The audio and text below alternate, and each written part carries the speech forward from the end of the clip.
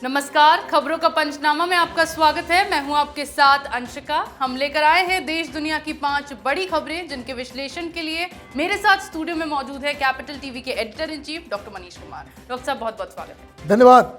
सबसे पहले नजर डालते हैं हेडलाइंस पर।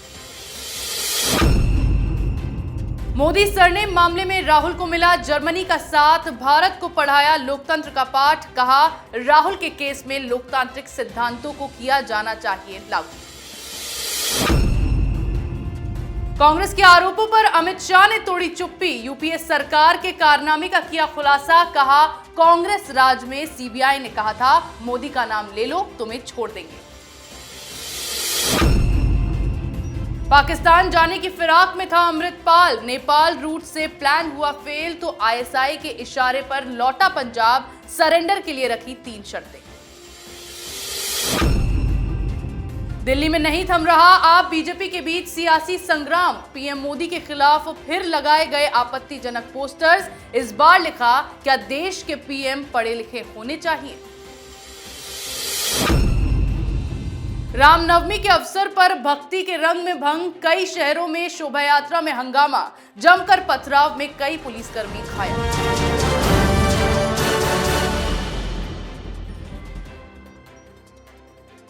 आज की पहली खबर में बात करेंगे कांग्रेस नेता राहुल गांधी को जर्मनी के मिले समर्थन की। मोदी सरनेम पर टिप्पणी मामले में राहुल गांधी को 2 साल की सजा मिलने के बाद उनकी लोकसभा सदस्यता को रद्द किए जाने पर जहां देश में कांग्रेस प्रदर्शन कर रही है, वहीं दूसरी तरफ विदेश से भी इस मामले में प्रतिक्रियाएं आ रही हैं। अब मामले में राहुल के सुर में सुर मिलाते हुए जर्मनी का बयान सामने आया है। जर्मनी ने कहा है कि राहुल गांधी के मामले में लोकतांत्रिक सिद्धांतों को लागू किया जाना चाहिए। जर्मनी से पहले इस मामले में अमेरिका ने भी प्रतिक्रिया देते हुए कहा था कि अमेरिका भारत में अभिव्यक्ति की स्वतंत्रता सहित लोकतांत्रिक मूल्यों के प्रति साझा प्रतिबद्धता के लिए भारत सरकार के साथ है। डॉक्टर साहब, राहुल के सुर में सुर मिला रहा है जर्मनी, जहां जो खुद आतंकवादियों को पनाह देता है। देखिए, बिल्कुल आपने सही बात कही कि पिछले कुछ समय से भारत जर्मनी के ऊपर इस बात के लिए दबाव डाल रहा है कि कम से कम 9 आतंकी खालिस्तानी संगठन जर्मनी से ऑपरेट हो रहे हैं, वहां आप गिरफ्तार करें। लेकिन हर जगह मजबूरी, लेकिन आतंकियों को अपने घर में पालने पोसने वाले जर्मन्स हिंदुस्तान को डेमोक्रेसी की पाठ पढ़ा रहे हैं। लेकिन खैर, उन्होंने बयान तो दे दिया, लेकिन इसका रेमिफिकेशन क्या है राहुल गांधी के ऊपर? सारे मीडिया वाले कह रहे हैं कि भाई समर्थन मिला है जर्मनी से। ये समर्थन नहीं है, ये राहुल गांधी के लिए एक झटका है, क्योंकि कांग्रेस के नेता बोल रहे हैं कि ये तो बहुत गलत अब हो रहा है। क्योंकि आप हिंदुस्तान की जनता के सामने अगर आप जाएं और ये पूछे कि क्या जर्मनी को, अमेरिका को, चीन को, पाकिस्तान को, अफगानिस्तान को हिंदुस्तान की राजनीति में दखल अंदाजी देने की अनुमति होनी चाहिए, जवाब बिल्कुल साफ मिल जाएगा। हिंदुस्तान की जनता ये कभी लाइक नहीं करेगी कि विदेशी ताकतें हिंदुस्तान के इंटरनल पॉलिटिक्स में हस्तक्षेप करें।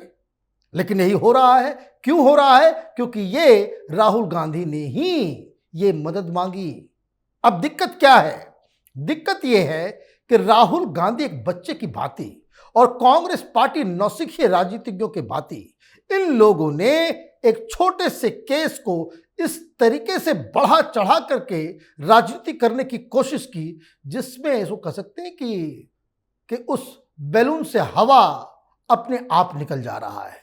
रीजन, आपको कोर्ट जाना चाहिए था, हायर कोर्ट में अपील करना था, हायर कोर्ट से आपको रिलीफ नहीं मिलता, तब आप कह सकते थे कि भाई हमारे ऊपर जुर्म हो रहा है। लेकिन अभी तो पहले पादान पे ही आप इसको इतना ज़्यादा खींच के लेके चले गए, जिसका खामियाजा इस तरीके से भुगतना पड़ रहा है कि जर्मनी से या अमेरिका से आपको समर्थन तो मिल गया, लेकिन आप जिनके कंधों पे जो 18 विपक्षी पार्टियां हैं, उसका समर्थन नहीं मिल रहा। क्या केजरीवाल ने कहा कि जर्मनी ने ठीक कहा?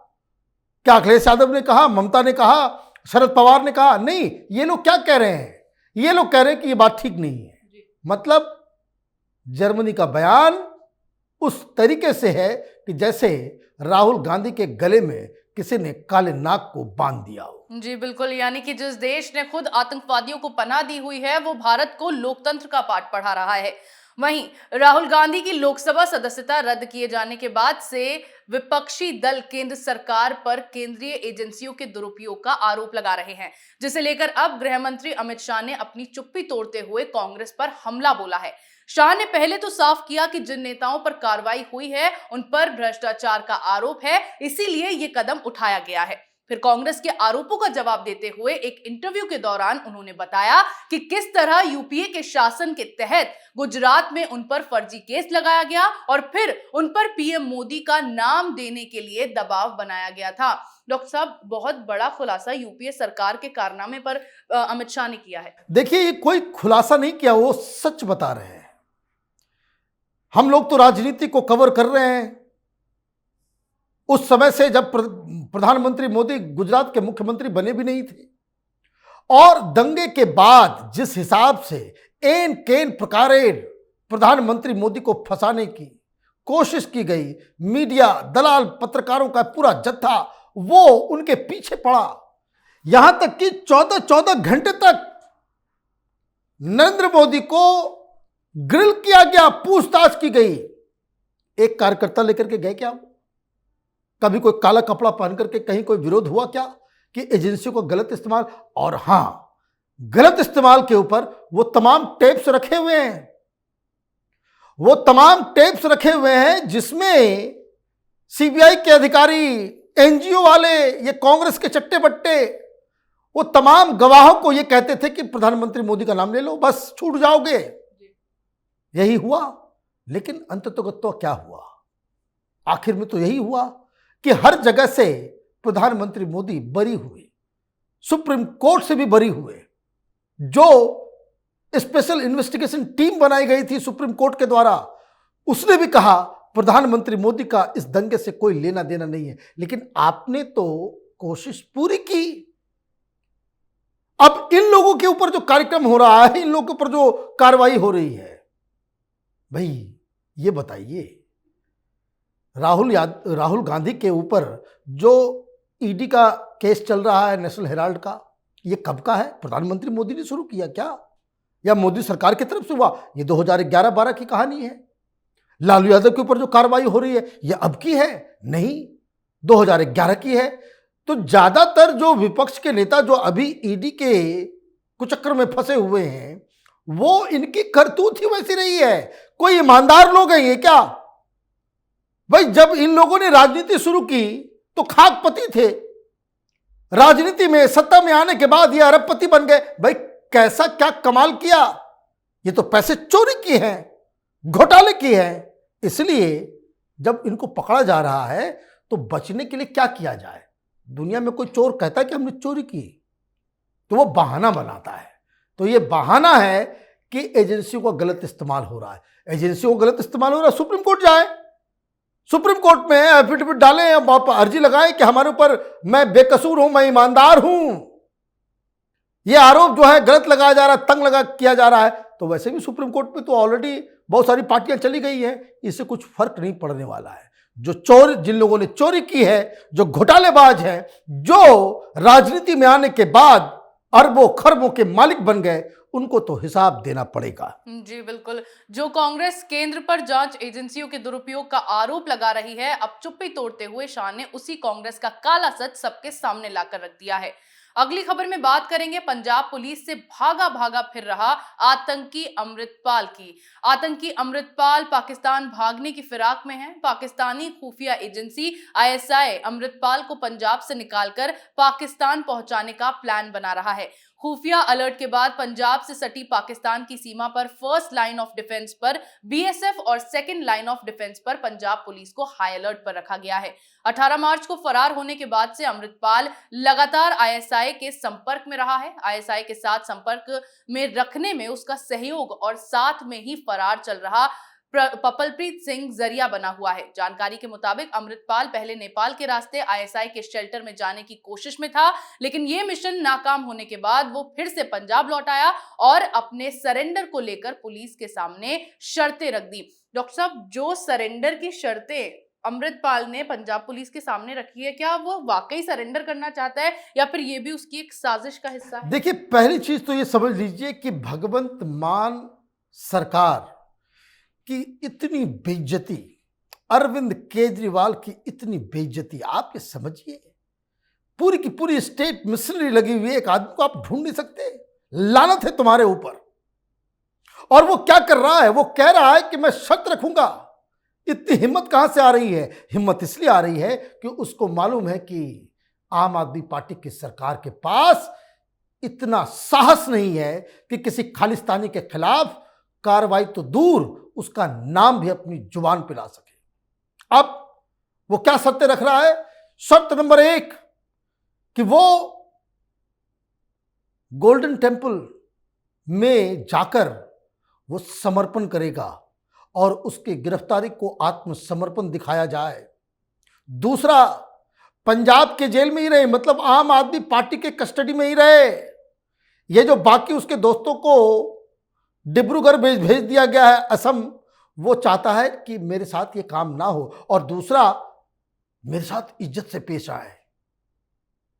ये तीनों ऐसी शर्तें हैं जिसे भगवंत मान और केजरीवाल मान तो ले, लेकिन अगर ये गलती इस सरकार से हो गई और ये भाग गया तो केजरीवाल और भगवंत मान हिंदुस्तान की जनता के सामने मुंह दिखाने लायक नहीं बचेंगे। जी बिल्कुल। अमृतपाल ने पंजाब पुलिस के सामने सरेंडर करने के लिए 3 शर्तें रखी हैं, जिसके बाद अब देखना यह है कि पंजाब पुलिस अमृतपाल को पकड़ पाती है या फिर वो एक बार फिर फरार होने में कामयाब हो जाता है। आगे बात करते हैं दिल्ली में छिड़ी पोस्टर वॉर की। दिल्ली में एक बार फिर बीजेपी पर हमला बोलते हुए पोस्टर्स लगाए गए हैं। इन पोस्टर्स में प्रधानमंत्री नरेंद्र मोदी पर निशाना साधा गया है। इस बार पोस्टर्स में लिखा गया है, क्या भारत के पीएम पढ़े लिखे होने चाहिए। ये पोस्टर आम आदमी पार्टी के दफ्तर के बाहर और आईटीओ मेट्रो स्टेशन के बाहर लगाए गए हैं। आपको बता दें कि इससे पहले भी दिल्ली में मोदी हटाओ देश बचाओ के पोस्टर्स लगाए गए थे, जिसमें दिल्ली पुलिस ने ताबड़तोड़ कार्रवाई करते हुए 100 से ज्यादा लोगों के खिलाफ एफआईआर दर्ज की थी। साथ ही मामले में 6 लोगों को गिरफ्तार भी किया था। इसके अलावा पुलिस ने एक वैन में भी पीएम मोदी के खिलाफ 10,000 से ज्यादा आपत्तिजनक पोस्टर्स बरामद किए थे और इस वैन को आप दफ्तर से निकलते हुए पकड़ा गया था। डॉक्टर साहब, पहले तो कई पोस्टर्स लगाई चुकी है आम आदमी पार्टी, जिसका ठीकरा उन पर फूटा तो अरविंद केजरीवाल पीछे हट गए। इस बार फिर उन्होंने पोस्टर्स लगा दिए। देखिए, पोस्टर लगाने में कोई दिक्कत नहीं है, किसी को कोई आपत्ति नहीं होनी चाहिए। पॉलिटिकल अपोनेंट्स के खिलाफ पोस्टरबाजी आम बात है, डेमोक्रेसी का यह रूल है, लेकिन चोरों की तरह नहीं, पोस्टर को ऑन करना चाहिए। पिछली बार चोरों की तरह केजरीवाल पोस्टर लगवा रहा था, इस बार नाम लिखा हुआ है आम आदमी पार्टी की तरफ से। बहुत अच्छी बात है, होना भी चाहिए। पोस्टर का जवाब पोस्टर से मिलना चाहिए, कोई दिक्कत नहीं है। इससे डेमोक्रेसी जिंदा है, वो उसका एक संकेत है। 1 नंबर 2, पोस्टर में क्या लिखा कि क्या देश के प्रधानमंत्री पढ़े लिखे होने चाहिए। सही बात है, अच्छा सवाल किया है, लेकिन इसका जवाब केजरीवाल से भी लेना चाहिए कि छोड़ो, प्रधानमंत्री तो दूर की कौड़ी है, तुम्हारे पास तो एक भी सांसद नहीं है। लेकिन यह बताए केजरीवाल कि क्या किसी राज्य का मुख्यमंत्री वो कॉमेडियन होना चाहिए? क्या किसी राज्य का मुख्यमंत्री बीए फेल होना चाहिए? भगवंत मान बीए पास भी नहीं है, ध्यान रखिएगा। दिल्ली की बात करते तो उसमें यह भी पूछा जाना चाहिए कि क्या दिल्ली का मुख्यमंत्री झूठा होना चाहिए? क्या दिल्ली का मुख्यमंत्री घोटालेबाज होना चाहिए? क्या दिल्ली को ऐसा मुख्यमंत्री चाहिए जो घोटालेबाज मंत्री को बचाव में पूरी दुनिया अलग थलग कर दे? ऐसा होना चाहिए। यह भी पूछा जाना चाहिए कि दिल्ली का मुख्यमंत्री क्या नटवर लाल होना चाहिए जो हर बात पे झूठ बोलता हो? कई सारे सवाल हैं, इसका जवाब तो केजरीवाल को देना पड़ेगा। प्रधानमंत्री पढ़े लिखे हों, इससे कोई फर्क नहीं पड़ता। वो इसलिए क्योंकि प्रधानमंत्री के क्वालिफिकेशन के लिए एक ही क्वालिफिकेशन है उसका, और वो ये है कि उसके पास लोकसभा में बहुमत का समर्थन होना चाहिए, वही इस देश का प्रधानमंत्री बनेगा। आप अपने चोरों को बचाने में जुटे हुए हो और कथा सुना रहे हो। पहले केजरीवाल ये बताए कि खालिस्तानियों के साथ साठ-गांठ करने वाला व्यक्ति क्या प्रधानमंत्री बनना चाहिए, हां या नहीं? पहले जाकर के अमृतपाल को पकड़िए, तब ये सब भाषण दीजिएगा तो जनता उसको स्वीकार भी कर सकेगी। जी बिल्कुल, यानी कि अपने घोटालेबाज मंत्रियों पर हुई कार्रवाई से केजरीवाल इतना बौखला गए हैं कि अब अपनी घटिया राजनीति के तहत उन्होंने दिल्ली में पीएम मोदी के खिलाफ पोस्टर्स लगाना शुरू कर दिया है। आखिरी खबर में बात करेंगे रामनवमी के अवसर पर देश के कई इलाकों में मचे बवाल की। एक तरफ पूरे देश में भगवान राम के जन्मोत्सव पर श्रद्धा और भक्ति का माहौल दिखा, तो दूसरी तरफ देश के कई शहरों में हिंसा भड़कने की खबर सामने आई। दिल्ली के जहांगीरपुरी में करीब 1 साल बाद एक बार फिर तनाव का माहौल दिखाई दिया। दिल्ली पुलिस की ओर से रामनवमी पर जुलूस निकालने की मंजूरी न देने पर वहां तनावपूर्ण माहौल देखा गया। इसके अलावा गुजरात के वडोदरा में रामनवमी पर कुछ असामाजिक तत्वों ने शोभा यात्रा पर पथराव किया। वहीं महाराष्ट्र के संभाजी नगर में शोभा यात्रा पर पथराव की खबर सामने आई, जिसके बाद वहां तनाव का माहौल बन गया। डॉक्टर साहब, एक बार फिर रामनवमी के इतने पावन अवसर पर वहां असामाजिक तत्व पहुंच गए, पथराव की स्थिति बन गई। देखिए, ये अजीबोगरीब स्थिति है। हिंदुस्तान में हिंदू बहुमत में है, लेकिन हम अपने आराध्य के जन्म दिवस को ढंग से मना भी नहीं सकते, जुलूस नहीं निकाल सकते। जुलूस अगर आप निकालेंगे तो नीतीश कुमार जैसे मुख्यमंत्री क्या करेंगे? जो तमाम डीजे वाले हैं उनका डीजे जब्त कर लिया जाएगा। बिहार में हुआ है कि भाई न रहेगा बांस न बजेगी बांसुरी। जितने डीजे वाले हैं सबके सामान को जो है जब्त कर लिया गया। भाई क्यों भाई? बस इसलिए कि रमजान का महीना चल रहा है। मतलब आप एक समुदाय के लिए, ताकि वो चूंकि वो वोट बैंक है, उसके लिए आप सारी सुविधाएं देने को तैयार हैं, और हिंदुओं के ऊपर आप पाबंदी लगाने की हिम्मत रखते हैं। ममता बनर्जी ने क्या कहा आज? ममता बनर्जी ने कहा कि देखिए वो सब शांति से जुलूस निकाला जाए। भाई शांति से कैसे जुलूस निकलता है ये ममता बनर्जी बता करके दिखाए। अब जलगांव में कहानी आ रही है, महाराष्ट्र से आ रही है, राजस्थान से देश के दर्जनों शहर में रामनवमी के अवसर पे जो जुलूस निकाली गई वहां पे पथराव हुए, हिंसा भड़की, लोग घायल हुए, कुछ जगहों से मौत की भी खबर आ रही है। तो ये बताता है कि कितना छिछला ये पॉलिटिकल संरक्षण जब तक नहीं हो इस तरह की घटनाएं नहीं होती है। और ऐसा लगता है कि इस देश में सेक्युलरिज्म का ठेका वो सिर्फ और सिर्फ हिंदुओं ने ले रखी है। बाकी समुदाय हिंदुस्तान में वो जरा सा भी कोई कॉम्प्रोमाइज करने को तैयार नहीं है, और आहुति, बलिदान, त्याग सब कुछ हिंदू समाज को ही देना पड़ रहा है। यही फेक सेक्युलरिज्म के खिलाफ इस देश में लोग जागृत हो रहे हैं, और इस तरह के नेता जो वोट बैंक के चक्कर में इस तरह की पाबंदियां लगाते हैं, इस तरह की नीति को अपनाते हैं, जनता उन्हें रिजेक्ट करती है। जी बिल्कुल, यानी कि एक बार फिर हिंदू समुदाय को निशाना बनाया गया, और हर साल की तरह इस साल भी रामनवमी के अवसर पर देश के कई शहरों में बवाल मचा, जिसके बाद वहां तनाव का माहौल पैदा हो गया। देश दुनिया की तमाम बड़ी खबरों पर हमारे साथ आपके विश्लेषण के लिए बहुत बहुत धन्यवाद। धन्यवाद। खबरों का पंचनामा में मेरे साथ आज इतना ही। अगर आपको हमारा ये वीडियो पसंद आया हो तो इसे लाइक करें, शेयर करें, कमेंट करें, साथ ही हमारे चैनल को सब्सक्राइब करना ना भूलें।